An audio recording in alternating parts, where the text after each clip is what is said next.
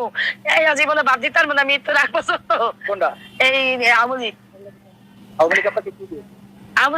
আমুলি কি দিছে? আমুলি স্বাধীন একটা রাষ্ট্র দিছে আম করে। এই বাংলাদেশ কি স্বাধীন হইতো? আজকে আমরা পাকিস্তানের ভূর্জতার নিচে থাকতাম। এখন আমুলি আমাকে স্বাধীন একটা রাষ্ট্র দিতে স্বাধীনভাবে বাঁচতে পারি। হিন্দু বৌদ্ধ খ্রিস্টান মুসলমান সব জাতের মানুষ।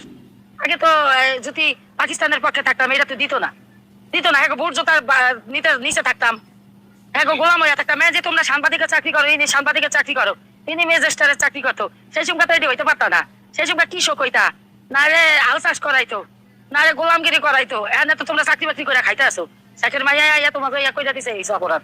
যদি কোন রকমের আওয়ামী লীগ ঢুকে যেতে পারে, আরে বিএনপির কিছুই হবে না, জামাত এনসিপির কোনো খবর থাকবে না। সবাই বলবো যে আমরা আগে শেখ হাসিনা আমরা ভালো ছিলাম, আমরা আগেই ভালো ছিলাম। শেখ হাসিনা আমার কাজ ছিল, শেখ হাসিনা আমার মানুষের খায়া পাচ্ছে, শেখ হাসিনা আমার মানুষের সুন্দর চলছে। আমি মনে করি যে শেখ হাসিনাই ভালো ছিল, শেখ হাসিনা দেশের জন্য অনেক কিছু করছে। সত্য কথা বলতে গেলে আওয়ামী লীগ সরকার যে কাজ করে গেছে, বাংলাদেশে কোন সরকারে 500 বছর আইলো এই কাজ করতে পারবো না। আমি আওয়ামী লীগ করি কি জনগণের মনে একটা আতঙ্ক ছড়াই দিছে যে আওয়ামী লীগ করলেই পুলিশে ধরে। ভাই মিয়া পুলিশে কি করবো মিয়া?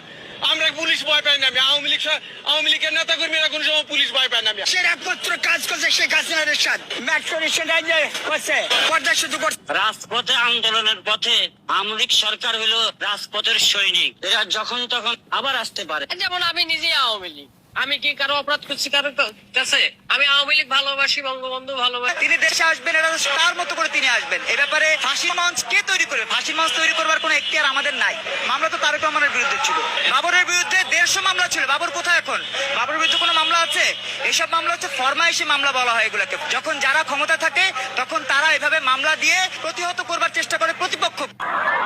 নির্বাচন করেছিল তাদেরকে বর্তমানে মামলা দিয়ে হয়রানি করে গ্রেফতার করা হচ্ছে, এই বিষয়টা আপনি অবগত আছেন বা আপনি? এই বিষয়টি আমি অবগত, এবং শুধু তাই না, তারা স্ট্রং অ্যারেস্টের কালচার শুরু করেছে। একটা মামলা হয়েছে, জামিন নিয়েছে, সাথে সাথে আরেকটা মামলা, এবং এলাকায় এলাকায় বিএনপির লোকাল নেতাকর্মীরা মামলার ব্যবসা করছে। এটা আমি সংসদেও বলেছি।